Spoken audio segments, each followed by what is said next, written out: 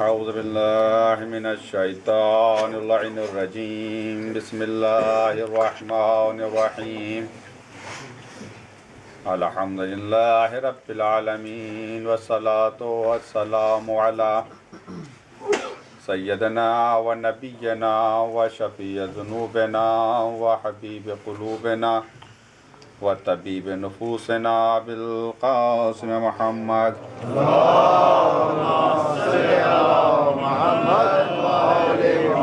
الطيبين الطاهرين المعصومين ولعنة الله على أجمعين من يومنا هذا إلى قيام يوم الدين وبعد يوم الدين أما بعد فقد قال الله تعالى وتبارك في كتابه الحكيم وهو أصدق الصادقين وقوله الحق بسم الله الرحمن الرحيم هو الذي أنزل عليك الكتاب منه آيات محكمات هن أم الكتاب وأخر متشابهات وأما الذين في قلوبهم زيغ فيتبعون ما تشابه منه ابتغاء الفتنة وابتغاء تاويله وما يعلم تاويله إلا الله فراسخون في العلم يقولون آمنا به كل من عند ربنا وما يذكر إلا أولو الألباب صلوات على محمد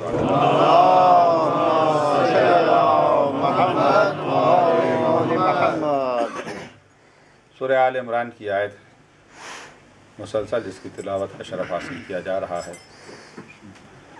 قرآن مجید میں دو طرح کی آیات ہیں، ایک آیات محکم اور دوسری آیات متشابہ۔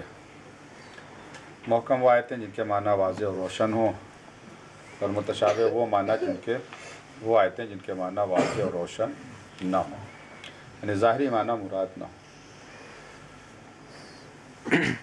کل گفتگو یہاں تک پہنچی تھی کہ کس کے پاس ان متشابہات کا علم ہے۔ اگر یہ کہا جائے صرف اللہ کے پاس ہے تو پھر نزول ہی بیکار ہو جاتا ہے، وہ سمجھ نہیں سکتا فائدہ کیا نازل۔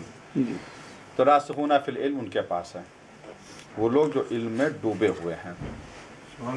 وہ حدیث جو میں نے آپ کے سامنے پڑھی کہ جب لوگ آئے، آنے کے بعد اہل یمن والے اور سوال کیا من وسیع کا، تو پیغمبر نے ایک آیت پڑھی قرآن کی حبل اللہ ہے، دوسری پڑھی جنب اللہ ہے، تیسری پڑھی سبیل اللہ ہے، اور وہ آخر میں کہا کہ میرا وسیع ہے جس کی طرف تمہارا دل جھک جائے، کیونکہ قرآن نے کہا ابراہیم کی دعا کو محفوظ کیا فَجَعَلْ أَفْئِدَةً مِّنَ النَّاسِ تَهْوِي إِلَيْهِمْ، خدایا لوگوں کے دلوں کو ہماری اولاد کی طرف موڑ دے۔ اگر تمہارا دل جھک رہا ہے تو جس کی طرف وہی میرا وسیع ہوگا۔ تو دل جھکا، جو وسیع تھا اس کی طرف دل جھکا۔ جب دل جھکا تو پیغمبر نے بتایا، فرمایا کہ وَمَا يَعْلَمُ تَأْوِيلَهُ إِلَّا اللَّهُ وَالرَّاسِخُونَ فِي الْعِلْمِ وَأَنْتُمْ مِنْهُمْ، اور تم لوگ ان میں سے ہو۔ یعنی جو وسیع مصطفیٰ کو پہچان لے وہ راسخ فی العلم ہے، علم میں ڈوب جاتا ہے۔ علم میں ڈوبنے کا مقصد کیا ہے؟ اس کی ایک علماء مثال دیتے ہیں کہ آپ کے ہاتھ میں مثلا ایک گلاس ہے، اس میں پانی ہے، کہیں گے ایک گلاس پانی ہے، جگ میں ہے تو بھائی 1 لیٹر پانی ہے، بالٹی میں ہے تو 5 لیٹر 10 لیٹر، یہ ہے تو محدود، نامحدود تو نہیں ہے بھائی، گلاس میں وہ بھی محدود، جگ میں وہ بھی، بالٹی میں وہ بھی۔ لیکن اگر آپ دریا میں ہیں تو اب پانی لامحدود ہے، دریا میں آپ ہیں نا۔ تو راسخون فی العلم یعنی جو علم میں ڈوبے ہوں، یعنی جہاں جہالت، علم کا کوئی وہی نہیں ہے، جہالت کا گزر نہیں ہے ادھر، تو جو پہچان لیتے ہیں وہ علم میں ڈوب جاتے ہیں، اور جو نہیں پہچان پاتے وسیع مصطفیٰ کو، انہیں کو دنیا ابو جہل کہتی ہے۔ ابو جہل ایک تھوڑی ہے۔ موضوع ہمارا قرآن و اہل بیت ہے، جیسا کہ آپ کے علم میں ہے۔ جب تک قرآن و اہل بیت کی معرفت نہیں ہوگی ہمارا ایمان مکمل نہیں ہوگا، اور ان دونوں میں کبھی جدائی نہیں ہو سکتی، ناممکن ہے کہ قرآن و اہل بیت میں جدائی ہو، دونوں ساتھ ساتھ رہیں گے یہاں تک کہ حوض کوثر پہ ملیں گے۔ تو اگر کسی کے سمجھ میں قرآن کی عظمت آ گئی تو اسے چاہیے کہ وہ اہل بیت کی عظمت کو سمجھے، یعنی اگر کوئی آیت قرآن کی عظمت کو واضح اور روشن کر رہی ہے تو اس کا مطلب یہ کوئی اور آیت ہوگی جو اہل بیت کی عظمت کو واضح اور روشن کرے۔ اس وجہ سے کہ دونوں ساتھ ساتھ ہیں، ساتھ ساتھ ہیں تو ہر جگہ ساتھ ساتھ ہیں، فضائل میں بھی ساتھ ساتھ ہیں، کمالات میں بھی ساتھ ساتھ، ہر جگہ ساتھ ساتھ ہے۔ قرآن مجید کی آیت ہے جو بہت مشہور و معروف آیت ہے، جس میں اللہ تبارک و تعالیٰ قرآن مجید کی عظمت کو بیان کر رہا ہے۔ فرمایا وَلَوْ أَنزَلْنَا هَذَا الْقُرْآنَ عَلَى جَبَلٍ لَرَأَيْتَهُ خَاشِعًا مُتَصَدِّعًا مِنْ خَشْيَةِ اللَّهِ، اگر ہم اس قرآن کو پہاڑ کے اوپر نازل کرتے تو تم دیکھتے کہ خوف خدا سے پہاڑ چکنا چور ہو جاتا۔ یہ قرآن کی عظمت کہ لو انزل، اگر نازل کرتے تو پہاڑ قرآن کے بار کو نہیں اٹھا سکتا، چکنا چور ہو جاتا۔ تب انسان اور مسلمان اندازہ لگائے کہ وہ سینہ کتنا مضبوط اور مستحکم ہوگا جس پر نزول قرآن ہوا۔ پہاڑ کے اوپر ہوتا، پہاڑ چکنا چور ہو جاتا۔ وہ سینہ جس پر قرآن نازل ہوا وہ کتنا مضبوط اور مستحکم اور کتنا وزنی ہوگا، اور پھر وہ ہاتھ کتنے وزنی ہوں گے جو اس سینے کو اپنے ہاتھوں پر اٹھائیں۔ فاطمہ بنت اسد، جناب ابو طالب، تو قرآن اگر پہاڑ کے اوپر نازل ہوتا تو پہاڑ چکنا چور ہو جاتا۔ یہ قرآن کی عظیم صفت ہے، یعنی اس کی عام کتاب نہ سمجھنا، یہ اللہ کی ایسی کتاب ہے کہ پہاڑ اپنی مضبوطی کے باوجود قرآن کے بوجھ کو نہیں برداشت کر سکتا۔ آپ آئیں اہل بیت کی طرف، خصوصاً امام علی کی طرف۔ جب قرآن کی یہ منزل ہے، جب قرآن کی یہ مقام ہے، تو اہل بیت کا کیا مقام ہے؟ سورہ احزاب قرآن مجید کا 33واں سورہ، یہ وہی سورہ ہے جس میں آیت تطہیر ہے، یہ وہی سورہ احزاب، اور آیت نمبر 72۔ یہ 72 کا عدد وہ ہے جو حق و باطل میں فیصلہ کر دیتا ہے۔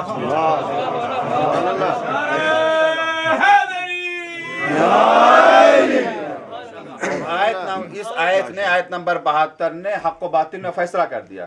یہ قرآن کی صفت ذہن میں رہے، لو انزلنا هذا القرآن على جبل، اگر قرآن کو پہاڑ پر نازل کرتے تو پہاڑ چکنا چور ہو جاتا۔ انا عرضنا الامانة على السماوات والارض والجبال فابینا ان يحملناها واشفقنا منها، ہم نے امانت کو پیش کیا، خدا کہہ رہا ہے ہم نے امانت کو پیش کیا آسمان کے سامنے، آسمانوں کے سامنے، زمین کے سامنے، پہاڑ کے سامنے، ان تینوں نے منع کر دیا کہ ہم امانت کے بوجھ کو نہیں اٹھا سکتے۔ وَأَشْفَقْنَا مِنْهَا، ڈر گئے۔ آ جائیں تھوڑا سا آگے تشریف لیں، صلوات میں محمد وعلی محمد، آ جائیں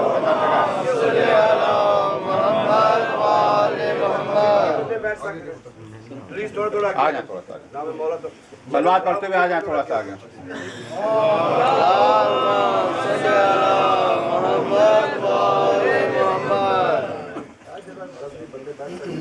اللہم صلی علی محمد وآل محمد، اللہم صلی علی محمد وآل محمد۔ تو یہ قرآن کی عظمت کیا ہے؟ اگر پہاڑ پر نازل ہوتا، لو انزلنا هذا القرآن على جبل، پہاڑ پر نازل کرتے تو پہاڑ چکنا چور ہو جاتا۔ قرآن اور اہل بیت، تو عظمت قرآن یہ پہاڑ کے اوپر نازل ہو، پہاڑ چکنا چور ہو جائے۔ عظمت اہل بیت کیا؟ سورہ احزاب آیت نمبر 72۔ انا عرضنا الامانة على السماوات والارض والجبال فابینا ان يحملنها واشفقنا منها، ہم نے امانت کو پیش کیا آسمان کے سامنے، خدا کہہ رہا، زمین کے سامنے، پہاڑ کے سامنے، ان لوگوں نے منع کر دیا، خدایا امانت کا بوجھ ہم نہیں اٹھا سکتے۔ واشفقنا منها، اور ڈر گئے۔ یہ امانت کیا ہے جس کا بوجھ آسمان نہیں اٹھا رہا، منع کر رہا۔ یہ امانت کیا ہے جس کا بوجھ زمین نہیں اٹھا پا رہی، جس کا بار۔ یہ امانت کیا ہے جس کا بوجھ پہاڑ نہیں اٹھا پا رہا۔ علی بن ابراہیم، ان کی ایک تفسیر ہے تفسیر قمی کے نام سے۔ یہ جناب علی بن ابراہیم قمی ایسے ہیں کہ اصول کافی میں آدھے سے زیادہ روایت انہی کے ذریعے سے آئی ہیں، سمجھ لیجئے۔ جو اصول کافی ہماری معتبر ترین کتاب ہے، آدھے سے زیادہ اصول کافی کی احادیث علی بن ابراہیم کے ذریعے آئی ہیں۔ ان ایک تفسیر ہے جو ان کی طرف منسوب ہے، اس کا نام ہے تفسیر قمی۔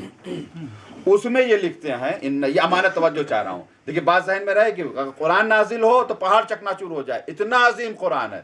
خدا نے کہا امانت کو ہم نے پیش کیا، نہ آسمان اٹھا سکا، نہ زمین، نہ پہاڑ۔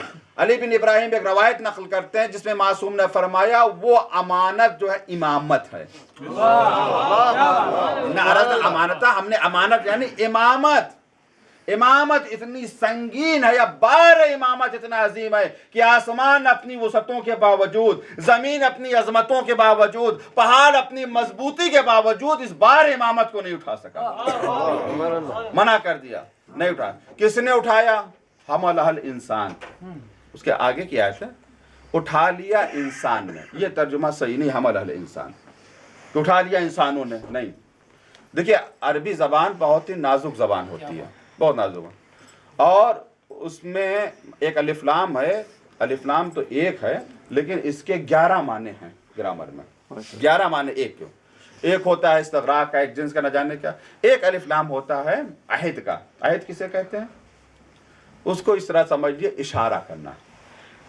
अहद यानी इशारा करना। मतलब मिसाल के तौर के ऊपर किसी आदमी के बारे में गुफ्तगू कर रहे थे आप लोग, किसी शख्स के बारे में गुफ्तगू कर रहे थे, फला ऐसा है ऐसा है, एकदम से वो आ गया तो आपने कहा जार रजुल, जार रजुल, अलिफ लाम यहाँ दाखिल हुआ। अब ये अलिफ लाम इशारा करेगा कि जिसके बारे में हम लोग गुफ्तगू कर रहे थे वही है। जार रजुल, ये वही शख्स। ये अलिफ लाम अहद का कहलाता है, जो बताता है कि ये अलिफ लाम इशारा गोया हो जाता है।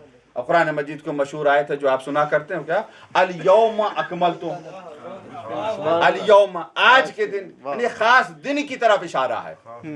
अल यौम, आज के दिन, अकमलतु लकुम दीनकुम व अतममतु अलैकुम निअमती व रज़ीतु लकुमुल इस्लाम दीना। तो ये अलिफ लाम ये अहद के लिए होता है, इशारा। हमलहल इंसान, इंसान पे अलिफ लाम है। हमारा एक इंसान ने इस बार इमामत को उठा लिया, ना उठाने लिया, उठाने की कोशिश की। एक इंसान ने, अब जब कुरान ने नाम नहीं लिया, हालांकि आया है कि इंसान से मुराद कौन है, कि कोई था, कुछ थे लोग जिन्होंने कोशिश की बार इमामत उठाने के लिए, लेकिन उठा ना पाया। कुरान ने क्या कहा? हमलहल इंसान, इंसान ने उठाने की कोशिश की, उसका नतीजा हुआ क्या हुआ? यानी बार इमामत कोशिश की। ये इमामत बड़ा अजीम ओहदा है अल्लाह का।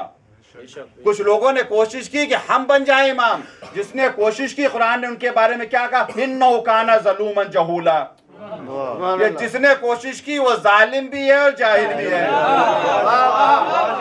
इन्नहु काना ज़लूमन जहूला, वो जालिम भी है और जाहिल भी है।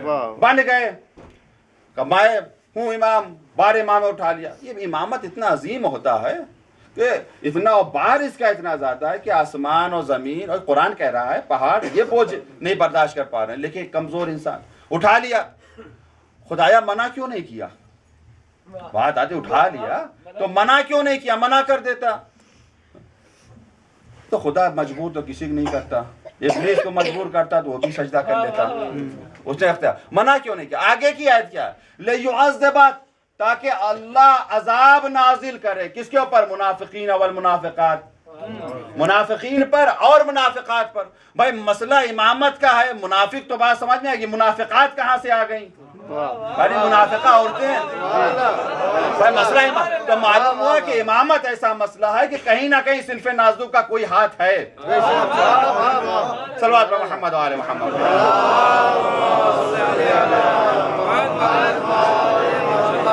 ये इंसान है, जाहिल भी है, जालिम भी है, बस उठा लिया उस बोझ को जिसको आसमान नहीं उठा पा रहा है, जबाल नहीं उठा पा रहा है, जमीन नहीं उठा पा रहा है। तो ताकि अल्लाह अजाब नाजिल करे मुनाफिकीन पर और मुनाफिकात पर। अच्छा, ये मुनाफिक क्या है? मुनाफिक किसे कहते हैं? और सभी इसके माना जानते हैं, लेकिन हम दूसरे एतबार से आपकी खिदमत अर्ज़ करें, मुनाफिक किसे कहते हैं? मुनाफिक होता क्या? देखिए, मुनाफिक बंदर की तरह होता है। तवज्जो चाह रहा हूं, मुनाफिक बंदर की तरह होता है। सूरतन चाहे ना हो, सीरतन होता है। सूरतन चाहे ना हो, लेकिन सीरतन बंदर की तरह होता है। और लेकिन बंदर भी कभी कभी ऐसे होते हैं कि जो इंसानों को सबक देते हैं। एक शख्स था, वो सोचा करता था कि खुदावंद आलम ने जो सब पैदा किया है, खल किया है, उसमें उसने मसलहे से काम नहीं लिया। क्या मकसद का? जो छोटे छोटे फल होते हैं उनके लिए कितना बड़ा बड़ा दरख्त लगा दिया। खजूर छोटा सा है और दरख्त इतना लंबा, लेकिन जो बड़े बड़े फल होते हैं उनके लिए कितना छोटा छोटा। कद्दू, तरबूज देखिए इतना बड़ा होता है, दरख्त का बड़ा कमजोर छोटा।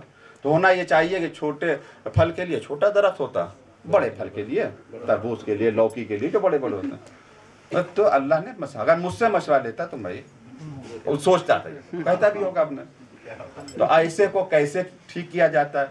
एक दिन कहीं जा रहा था, बाग पे जो है वो बैठ गया पेड़ के नीचे, ऊपर एक बंदर चढ़ा हुआ था, नारियल का दरख्त था। तो बंदर ने वो नारियल को लिया, बंदर तो बंदर खींच के मारा, वो इनके सर के ऊपर लगा।